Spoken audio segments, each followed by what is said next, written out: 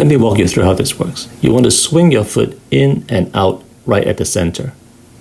It is a swinging motion and not kicking the car. And you need to be patient because it takes a little bit of time for the car to sense what you're doing.